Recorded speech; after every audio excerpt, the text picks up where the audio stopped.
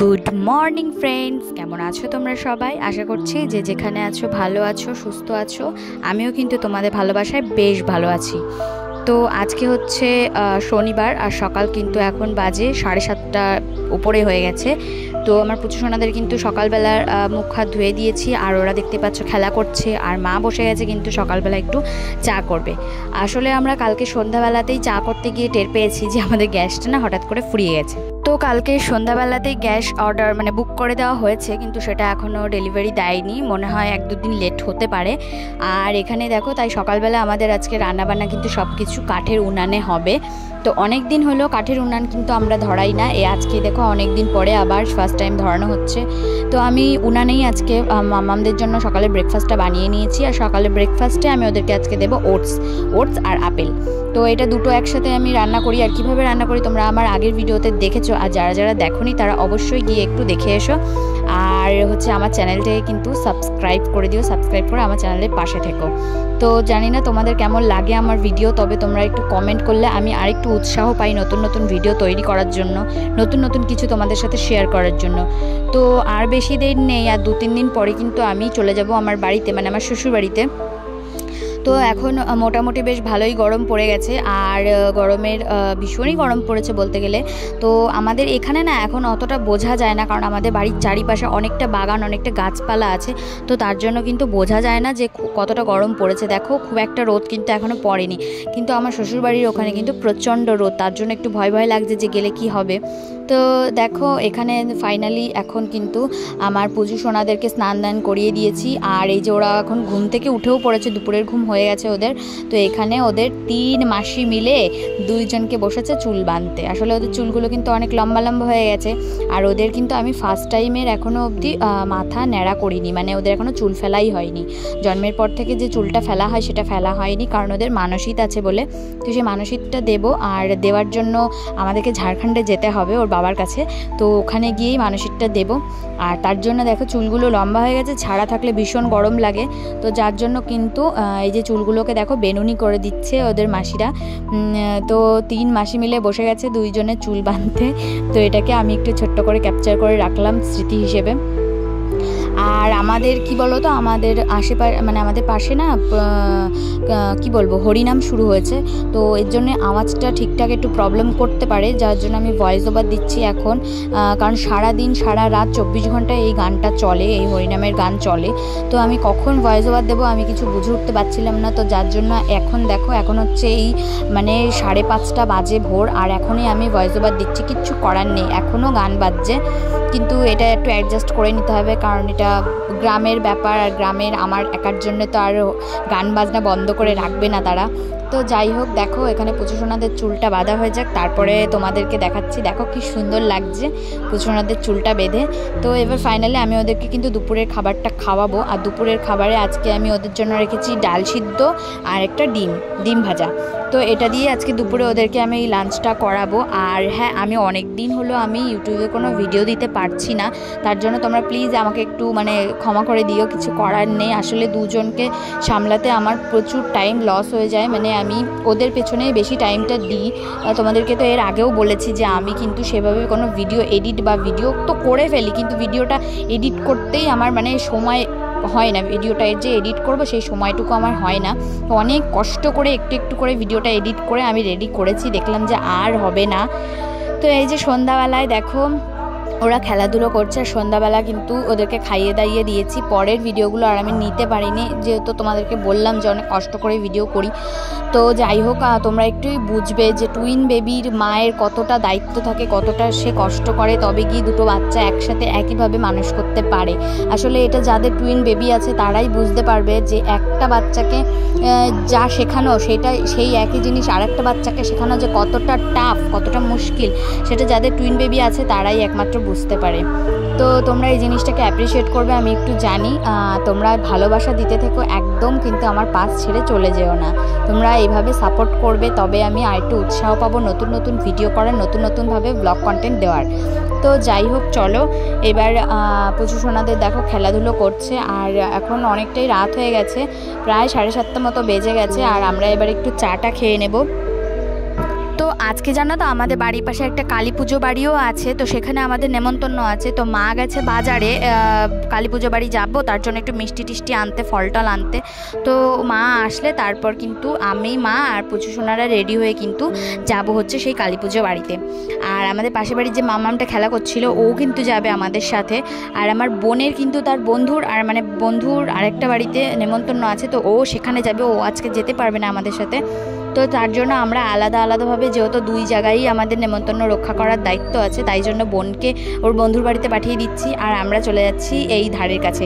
কারণ পুচু সোনাদেরকে নিয়ে বেশি দূরের রাস্তায় আমি যেতে পারবো না, আর অনেকটাই রাত হয়ে গেছে যার জন্য। আর এই দেখো এখানে পুচু সোনাদের নতুন রান্নাবাটির সেট, এটা কিন্তু পুচু সোনারা তাদের বার্থডেতে পেয়েছে। আর এটা নিয়ে ওরা কিন্তু ভীষণ খুশি। আর আমার একদম ওদেরকে দেখে না সেই ছোট্টবেলার কথাগুলো মনে পড়ে যাচ্ছিল, যে যখন আমরা এরকম রান্নাবাটি খেলতাম, আমার কতগুলো সেট ছিল রান্নাবাটি, সেই সব কথাই আমি পুচু সোনাদেরকে বলছিলাম যে জানো মামা, তোমাদের মামাও এইভাবে খেলা করতো। তো যাই হোক, এবার আস্তে আস্তে পুচু সোনাদেরকে রাত্রিবেলার হালকা ফুলকা একটু কিছু খাইয়ে নেব, কারণ ওখানে গিয়ে ওরা খাবে, কিন্তু কতটুকু কী খাবে আমি তো সেটা বলতে পারছি না। তো তার জন্য বাড়ি থেকে আমি হালকা করে একটুখানি কিছু খাইয়ে নিয়ে যাবো, ভাবছি একটুকুনি হালকা করে সেরেলাকটাই খাইয়ে নিয়ে যাই। আর ওখানে গিয়ে আমাদের সাথে যেটুকু পারে ওরা খাবে, কারণ ওরা বাইরের খাবার বলতে তো তেমন কিছু খায় না। আর ওখানে প্রসাদই দেবে, আর নিজের হাতে কতটুকু কি খেতে পারবে আমি জানি না। তবে এখন ওরা কি বলো তো, আমাদের সাথে কোথাও নেমন্তন্ন বাড়িতে গেলে ওদেরকে গালে তুলে দিলে ওরা আর খেতে চায় না, ওদেরও নিজের হাতেই খেতে দিতে হবে, এটা ওদের দাবি।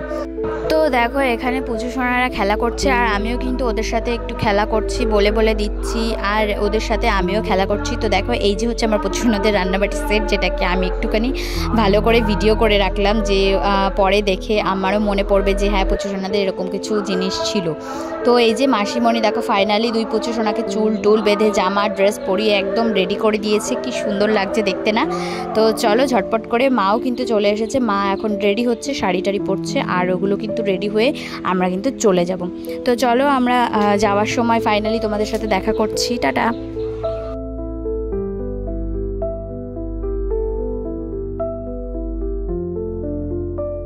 তো গাইজ আমরা কিন্তু এই যে দেখো রেডি হয়ে গেছি, এবার আমরা বেরোবো। তো আমাকে কেমন লাগছে বলো, আজকে কালী পুজো বাড়িতে যাচ্ছি, ভাবলাম বোনের এই চুড়িদারটাই পরি।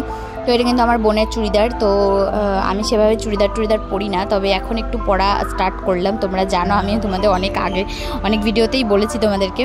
তো দেখছি বেশ ভালোই লাগছে আমাকে চুড়িদার পরে, তো আজকে চুড়িদার পরেই যাব। আর এই যে দেখো আমার পুচু সোনারা রেডি হয়ে গেছে, আর এই যে মাম্মামও এখানে চলে এসছে। এই যে আমরা যাচ্ছি এখন হাঁটু হাঁটু করে। তো আমাদের রাস্তায় কিন্তু প্রচণ্ড অন্ধকার, ল্যাম্পপোস্টে লাইট আছে কিন্তু অর্ধেকের বেশি লাইটই কিন্তু সবসময় খারাপই থাকে, যতবারই ঠিক করে দিয়ে যায় না কেন ততবারই খারাপ হয়ে যায় তাড়াতাড়ি করে।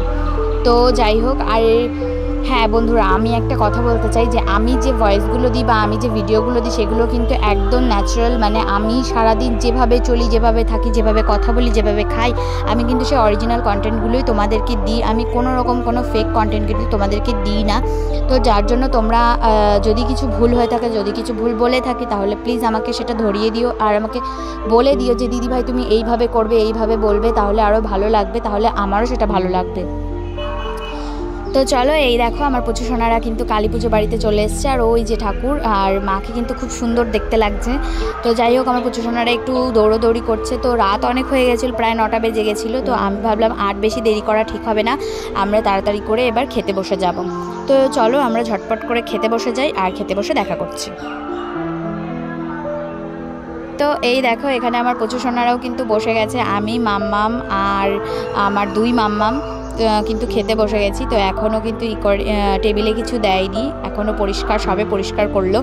তো যাই হোক এই দেখো দুজনে ভীষণ এক্সাইটেড, আজকে হাত দিয়ে খাবে প্রথম। আর ওদেরকেও প্লেট দিতে বলবো, কারণ আমরা যেটাই করি সেটাই ওদের করার এখন ইচ্ছা জেগেছে, কারণ ওরা সব কিছু দেখে শেখে, আর ওদেরও সেই জিনিসটাই করতে ইচ্ছা করে।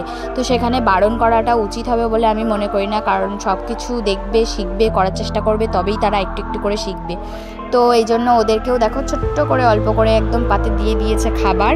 আর এখানে দেখো আমার মামা আমরা কিন্তু খুব সুন্দরভাবে খাচ্ছে, যদিও একটু ছড়িয়েছে কিন্তু কোনো ব্যাপার না, কিন্তু খুব সুন্দর পরিষ্কারভাবে খেয়েছে, কোনো জামায় কাপড়ে কিচ্ছু লাগায়নি। এটা হয়তো মানে অনেকেই বিশ্বাস করবে না, কিন্তু এটা সত্যি, ওরা জামায় কাপড়ে একটু লাগায়নি, খুব সুন্দরভাবে খেয়েছে। অল্প একটুখানি পোলাও দিয়েছিল আর অল্প একটুখানি খিচুড়ি আর দুটো পাঁপড় দিতে বলেছিলাম ওদেরকে, ওরা সেটাই খেয়েছে। যেহেতু পোলাওটা মিষ্টি জিনিস আর খিচুড়িটা অল্প একটু দিতে বলেছিলাম, একটু ঝাল লেগেছিলো বলে সেটা আর খাইনি। তো যাই হোক, আমাদের খাওয়া দাওয়া কমপ্লিট হয়ে গেছে, প্রায় 9:30 বেজে গেছে। এবার আমরা বাড়ির দিকে রওনা দেবো। আর এখানে যেতে যেতে দেখো আমার কিছু মামিদের সাথে দেখা হয়ে গেছিলো, তো ওনারা আবার পুজো সোনাদের সাথে একটু কথা বলছিল যে দেখো কি সুন্দর ডল পুতুলের মতো দুজন দেখতে লাগছে। তো ওদের সাথেই খানিকক্ষণ দোকানে দাঁড়িয়ে কথা টথা বললাম, একটু ঘোরাঘুরি করলাম। তো তারপর কিন্তু আমরা ফাইনালি বাড়ি চলে যাব। তো এখানে দেখো অনেক বাচ্চারাই ছিল যারা কিন্তু আর মাম্মামদেরকে খুব ভালোবাসে সবাই, তো এই জন্য ওরাও একটু দাঁড়িয়ে গেল, সবাই একটু কোলে নিচ্ছিল, আদর করছিল, তাই এখানে একটু দাঁড়ালাম।